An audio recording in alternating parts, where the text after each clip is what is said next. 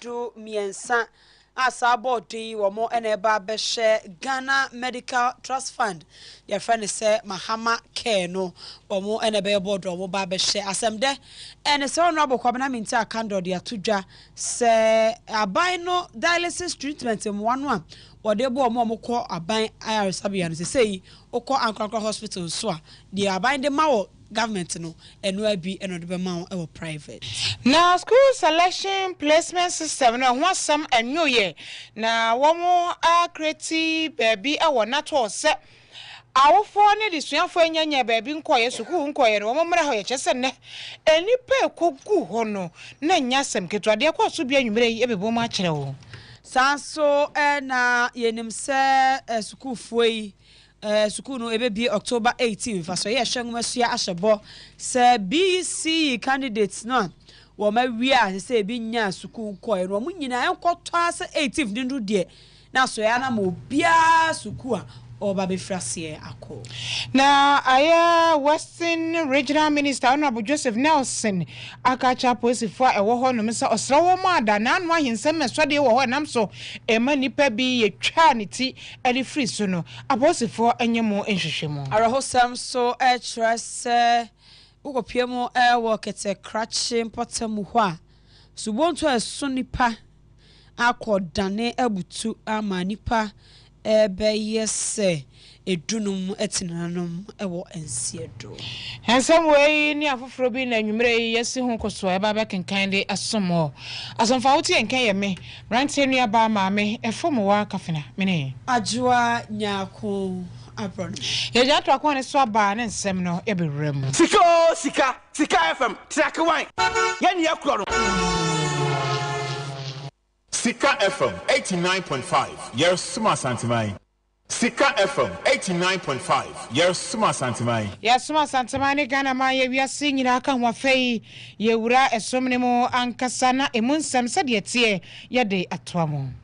Ghana Mampani John Dramani Mahama yaboma manede da se oko eye Benjin conference yase na dwumadie yi anopa ye ka kire mu se dwumadie hudo bebre anu obedi no wonchenchen ede aka ho wone China Mampani Zinjinpin ebehia atoto nkomo bebre nkomo no ebefa omani mienu wono mo ayonkofa adwadiem ne bibiem se de beye ayonkofa no betimi ayere ne dwumadie hudo aka ho bia wo beye nyira enti nya global leaders meeting nko ana Mampani krodwumadi ahudo bebre de nanima obedi ewo na conference no ase ana wode akwakoto dwasa oba Ghana hanum se ya na mamu awo buo no enhyehyemu no wonyima emfemfiri mu kra na wo ye na fomu de bia se de be ya mpempen so a ememedro ewo abrabomu ewo man Ghana ha no emanso ebedu sam pempen so nti oba hanuma ye ma ema akwanya pepepe te se de ma mema no a sakansie bi ne esi akwanya ne da ho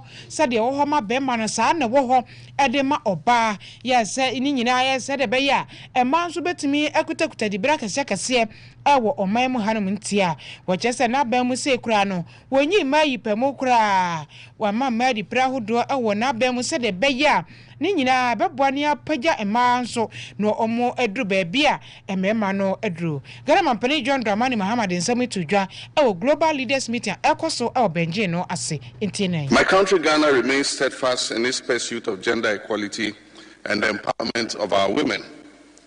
Under my leadership and in my capacity as the African Union champion for gender and women's empowerment, the government of Ghana has continued to take decisive steps to mainstream gender across our national development policies. We've achieved historic milestones, including the election of Ghana's first female vice president and the unprecedented appointment of women to leadership positions in government, the judiciary, the security services, and key national institutions. These are not just symbolic gestures, they are deliberate affirmation that women deserve a seat at the table of the highest levels of decision-making. And I am confident that in the very near future, our women will break the glass ceiling and there will be a woman president of the Republic of Ghana. Ganama Penny John Dramani Mahama nie and watch di brahudo and shahudo why dear mama I want my ganema watch say and yen one say ebre papa bia and yet bia my ganemo ye benyam penny or your bar na and watchy and our son so at us so actually will buy ye and near mahudo initiative bia why ya and no a fat a man kwahu what you say waba and chebia and a cococha amwanse edema and maya ya womo I want to asukumu chest party free sanitary party wode kokoma wonum enwachi ochese wode akwanya ato ho sebe mpreduasa yenuanum bia edi dem nipaduamu kwanya da ho no se wombekọ yesuapon free ya ema na edimu entintimai eno so ewo ho afei Ghana Medical Care Trust Fund ya eno Mahama Kei eno so timo pokase pa no ema ene de baba boa wo mhyehyɛ ahodo a why na bemode boa manso oka ho asem Mpani John Dramani Mahama. We've achieved gender parity in school enrollment. Girls are going to school and staying in school. Our commitment is further demonstrated by the robust institutional reforms and legal frameworks that are designed to protect the rights of our women and girls. We've strengthened critical agencies, including the Ministry of Gender, Children, and Social Protection, the Domestic Violence and Victim Support Unit of the Ghana Police Service, the Domestic Violence Secretariat, and the Specialized Domestic Violence Courts. Sustained budgetary allocations have improved their capacity to deliver justice, protection, and social support to survivors of gender-based violence. We've also expanded many social intervention programs that directly benefit women and girls. And among these are the Livelihood Empowerment Against Poverty program. And I see ye Ghana Mpani John Dramani Mahama. Ya kwa waswafa ono share empomden ho ensam so Honorable Kwabena Minta Akando no so de atudwa se Ghana Mpani John Dramani Mahama enim se Mahama Care mechere Ghana Medical Trust Fund no se ya na de eboa womo ekoye dialysis ho ensam no wo aban hospital so mo ko dialysis treatment no aban no efa eka no bi de ema wo mo eno na Kwabena Minta Akando de abatudwa se no nya aban ho de no nko a na aban ebefa eka no bi na se de wo ko aban dia aban 500 Ghana cedis de eboa dialysis treatment no sa 500 cedis kro no a na so person ko ankra hospital a ko ho na ko da dialysis no so a ene obo ho na aban atua 500 na ma na balance no aka no wa akasa so atua de asoso Honorable Kwabena Minta Akando. So the current arrangement for payment of dialysis is that if you go to public health facilities, we have a maximum amount of money we pay per session. That's around 499 cents, about 500 Ghana cedis. What we have realized is that there are people who also go to the private facilities. And so His Excellency the President has directed us to give that which is paid to the public facilities. So for example, if you go to private facility A and they are charging you 1,000 Ghana cedis, the government will pay the 500 Ghana cedis and you top up. To be fair to everybody. So the CEO for National Health Insurance has been directed accordingly to take up that challenge. And finally, to also add my voice to the appeal the chairman made to corporate Ghana. We can not do all alone. It is the partnership between government and the corporate Ghana that will take us far. Kwabena Minta Akando pomodem so afọ ni sebi tujwa brana nipa edu miensa abedwako a omo na be governing board de ama Ghana Medical Trust Fund omo po omo ntoma eno de nsemi etujwa wase eno achi na chairperson de board Tony Luther ose board omo be ombe adwuma so de ahyaboa ama Mahama Care no butayenti amampanyi de baaye no etumi aba ora Tony Luther enti. We believe the Establishment Act provides mechanism for dealing with those problems. I believe also that the members of the board do understand the challenges ahead. They've been carefully chosen. This board of trustees hopes that at the end of its tenure in office, we would have established the enduring structures, programs, protocols, and interventions which are required and necessary to fully realize the full potential of this groundbreaking primary health care program. However, as a board, this is virgin space. We recognize and appreciate that it will not always be a perfect picture. Ye chairperson de ma ye Mahama care board no ora Tony Luther. Yanto akase bone so na me ko ye enwomesua ho nsem emum. Besine awofo bi ene wo mama omani afekere wo ho pa sanse placement ya computer no a wagigi nipa agigi ne ya kira danfo no edema wo mani nye ho ya wo mo pese wo mo no esesa na Ghana Education Service sending 24 concept mu bia mo sa how e wo placement mu bia no mo nko na to ene ya kire se ne pa ne nipa bu afaso esanse nyankopon ya adoma October was me that so edunwotwe ne sese nkoda no report school mu enti we your final week kura sa wo how be our placement ne ho a esesa wo hwe ne esiesie ede ema wo ne twam anasa sa na wo twetwam a uti atenti ama wo fo ne adesuafo na akwa piso pa wo nato no ma enya samketo a ebi mo ekireye wo mo ha no se de esitie mpenten kwa hodo a wo mo atie ene sa berebesi nei wo mo nya placement a wono mo epeno wo mo ni Sikka Kase ekasai Paninya kuse atoma mani day na ka person mo sesa ko body ya nanti still the same. It was really hectic. I coming here weeks after weeks, and nothing is getting resolved. But I just realized that the moment you are able to get your issues to them, it doesn't even take a minute to be resolved. My issue was changing of schools. Yeah, so I was able to change the school back to the preferred choice. She was placed in Upper West as a day school. And that one, she's in Accra, going to a day school in Upper West. It's quite hectic. We can't take her every day to that place. So we needed to change it to a boarding school in one of the schools around. She was taken to a Presby. I brought the school, so I'm so grateful for that. And I'm excited. Where I got a school, all right, but where they placed me, it was somewhere around Tema, Katamanso, while I live in First Light Kanishi. So I wanted to change the school, but when I came the first day, they asked us to give us the school, and we gave them the school, right?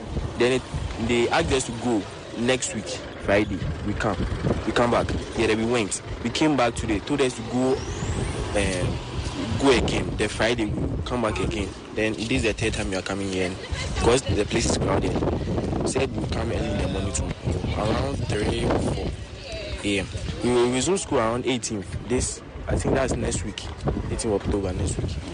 Eti awofo ni bi enie bi ma kira mpenten kwa wono mo atie ene wo chese utumete mpenten kwa na anu asem edu mpanifo nim so de ene enche kura na sakra bi a wo pe bi a wo ma ye ede ama wo yada so awo ngomasua ho ensemu aso ye no ehwe ngomasua ho sem so enso ababoten said ye kotie ye no mo hawa hodo obi nya school obi de bia kwoto omo mpanyina empanyifo se omo nka omakoma ento omo yem omo be ye ni nyina ma omo ansa na school abie wo October bo so ye wo mini de to so edu enwotwe na wokọ aso ye ha opanyo ne amansan di nkita ho de ma ye ngomasua aso ye no ye Hashmin Mohammed ose panyifo gusu ye adwuma pa said ye be students no how obi e kom school we mpempese me ko ha me fa ko so eni ama me we na we me ni nyina panyifo so be ha ni nyina yentie Owura Hashmin Mohammed. So let me reassure the general public that all the issues that they have brought to our attention to the Resolution Center, we are going to attend to them. However, we are unable to change the schools for now because the reopening date for the school is just here, and those ones are going to be very, very difficult for us. We are very confident that we will address all the genuine concerns before the reopening date of school on the 18th. That will be sometime this week. Owura Hashmin Mohammed we no say Krofo akeka se na me yakwaje me Sikka Kase3 ade me ko school wem makohia wo se me meska we wo se ni nyina mo famra aso ye ho ne mo ba hwe hu so kura danse enu so.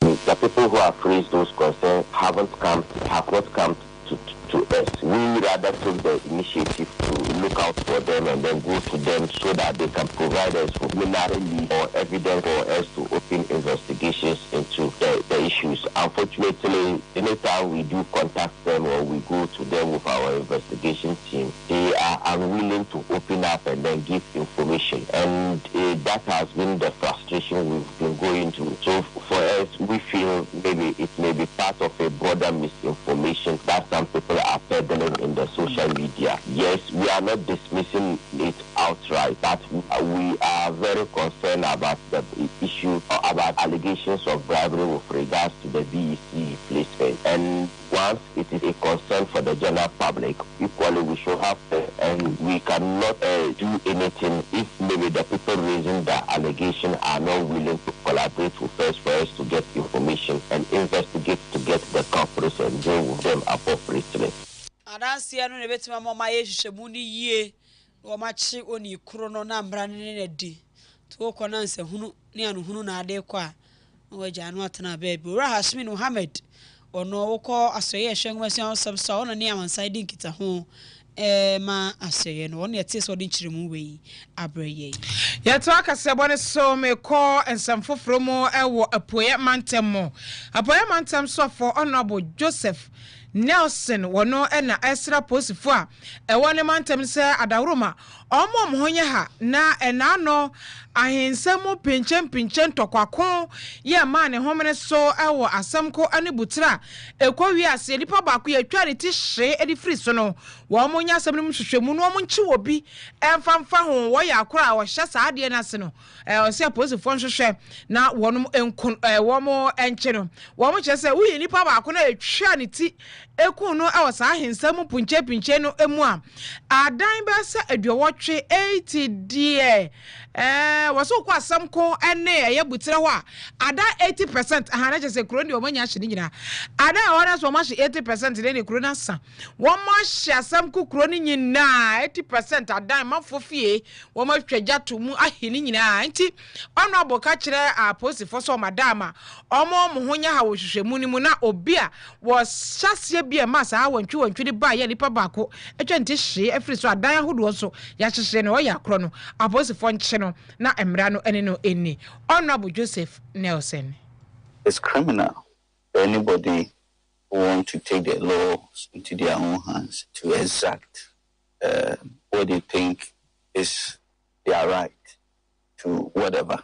And so all the houses burnt here, as we all know, it's a reprisal attack for the attack on the chief.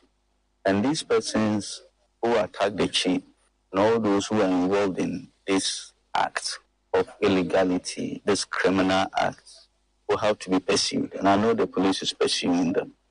We are going to follow through to such time that we are able to apprehend them, to send a strong signal to all those who are sitting on the sidelines preparing to do similar things in future.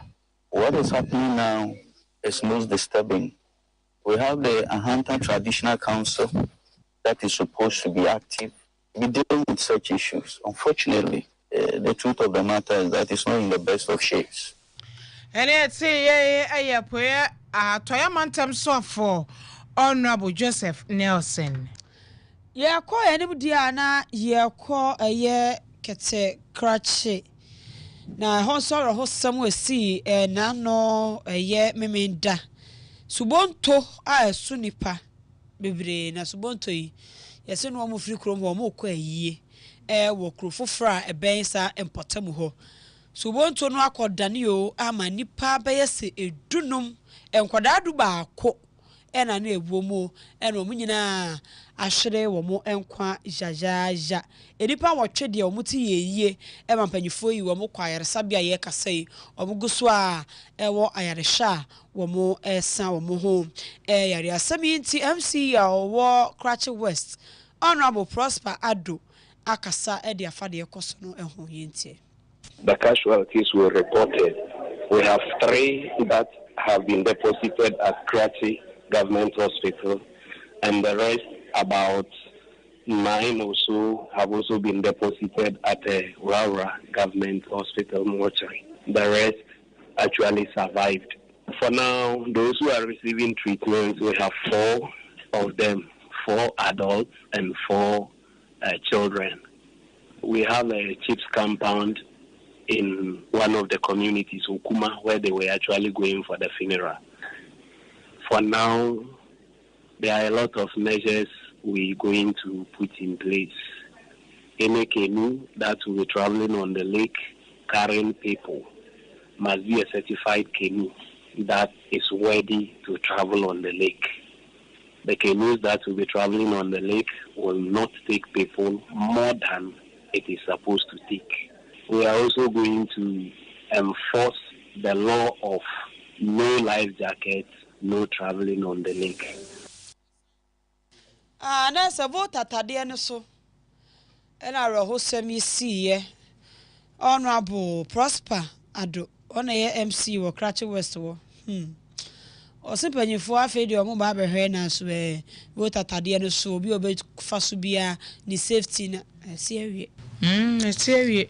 It's a testing so. Oh, now a testy pa, a testy.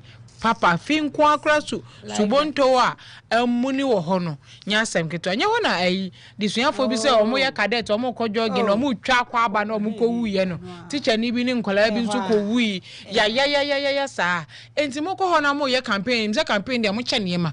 Mo che mo nche mo ntwom la jacket. Mama Subonto for Subonto Association enye de ombewa association to say the driver the taxi drivers who association Subonto Association Kanun Peddlers Association no ma cho mo life jackets no ma cho mo bi wo bi a woni life jacket bi amaya mfu Subonto no so ati ase edin say do musi mu wo ho no are ho too much life jacket. Don't talk as a bonus so and say. Now, me call Atreman Ponio. This year or no, our Atreman Ponia, a honorable Isahak Ibrahim. Well, no, Anna, a dear district engineer, no enemy set. Omomo omani enko form ene technical team ni nyina so omonko he baabi omoba besi eye clinic e de ama ataso for no so ho yesi ni ho ebeye ebebo omko visibility studies e wo saa baabi ko a omba besi asopiti no de ama ataso for se be ya ebebo manfo ya ho sanse se ho no mo pa ya de chewa kwan ya wo betwa ansana wanya clinic kura miede Johnson Valley kura kan okrom no nya asem keto omo bre pante nei nyame ya adom na so omo so ba benya clinic wo ho no ma engineer for na wo ho no mo no technical team no emfa ne mangu form no omo hwe no omo si asopete ne kama emfa mo no omo so omo pom den engineer na so enti honorable Ishaq Ibrahim. I'm aware the community is trying to put up their own clinic. The chief and the people have met me to encourage them. So I've tasked my engineer and my director and co to live with them so that we can assess the situation very well and see how best we can live with them and get their own clinic. Now every clinic must have a standard of Ghana Health Service. We want to live with them, so we pump in other material they may be lacking, so that together we can have their own clinic. But with time being, they not having a clinic, they should get they should use the other clinic around, so that while we work around to alleviate their situation. Enti ataso for now eno ho ba be so am clinic na so this is say clinic bi say Ghana Health Service for any wo mo bi san say was standards ni ade untumi nsi dan bi akakensi ni biara keke enkase esi awie enti ye clinic wo empatem ha da bi enti di assembly no engineering team no ni engineers wo ho technical team no no omanfo ni nyina na be kan bom na nanom nyina da wo mo si ade na be kan bom se de be ya ebe wie no ebe clinic papa Ghana Health Service for almost standard said be ya man for your what ataso so omo ebenya empomuden papa nti onu omo be ko nakra na nti say ya clinic ni nya mai omo nyusu de bemben wo mo na kakra sa kopembra omo je no yebesi awie Edibsa October ye wo mu busum ye yesi ho a de border row de fa kokoramwa eto ema no fom October breast cancer awareness month and as you know and ebisi na cry no brad day antinetemtie bobo de the buy and I'm from Sikka Kase3 Foundation also the free breast cancer screening exercise ahyehyɛ so abuakwa de ama emma mo asante mantemu ha nyina na ase dem di ka kyerɛ wo no breast cancer awareness no awo kokoram na ye to no form no na ye hwa kai ma ama the nurse for na doctor for so aboa ma said de be ya ye bebo yempomuden ho ban enya breast cancer no kwa screening no mo ye free check blood pressure mo check ma omo sugar level mo check any vital indicators omo je bibia said de be beboa ama emma so yempom aye de dwumade na say na owura courage Kwame Mensa, one of founder and chairman Edema Foundation, Wakasa Inti. Butaria Bakupe, Sabio Foundation, and also a month of October, month of breast cancer awareness. And I said, Yamra, Boaka Market, I say, Nayama Minum, Jafo, before Amoaseno, Yamwa, a health screening in the moment. That's a Sabi Yanchaki or Mono for Munia here. The Bibia Wumuna, I refer Marco hospital, and actually say, or my begins. Your announcement, you know, you did two down. Yamma for Nasum, or Maba, because I'm say, Hanyano, ya komu din na say to ho to ma na problem go be to ka o sika sam what as into be check na hu say nyame ado bibia yo ka na watu aso ayi ahwe hu ye bibi su wo mu a say be ya refer wako father CSD hospital ho na wako hwe mpomu do the rate of infection is not very high, to be honest. However, prevention is better than cure. You see, you cannot just sit down and wait say bibi basic and sana wako. So yeah, I mean everything falls down to what we're doing today. We need to check it for them, we need to help them, you know, and we need to just help the community at large. Saturday, the announcement and all that, we keep on going. We start advising them, say, yes, you know, more, check it every month. Okay, we know, I couldn't be naba, near the say a moment, you know, me too, more for so be our corner, checking it. No one has said, no, I could say a man who tumorful, was so maybe I can't go checking, and I'm a cast of most men so. Ebetuya check ya mayo he ene ati ye ono na ye founder ene chairman de Emma Foundation or the courage Kwame Mensa ene ati se wono so kasa kakra de afa free breast cancer screening no ekoso ewe buakwa no achi na Madam Grace Nyako or a local market woman, on also call screening EB, on also das inti. When we be added an upon, see, I prepare one in scat. Motion me be as come. Share me pressure, no share me sugar, I don't share me no phone so, and I be problem the end life. That's what I'm a bump for no, I'm a cano. You can mention, say, I be out, your father, young will work. Edia mayen na kupo onhira no o ma na ni so ade bia enkom anya fafa na ni adana kuma so a na ni timba ya sa ade nya kupo onhira na na mu bia anya nhira emfama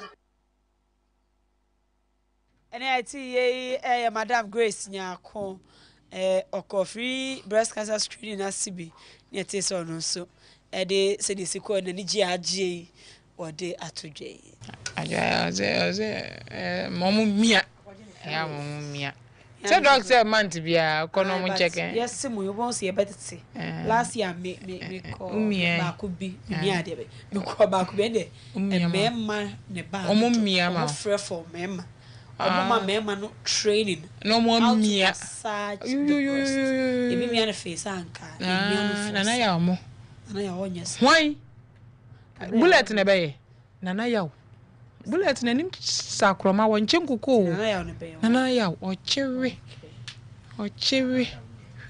nana ya yebo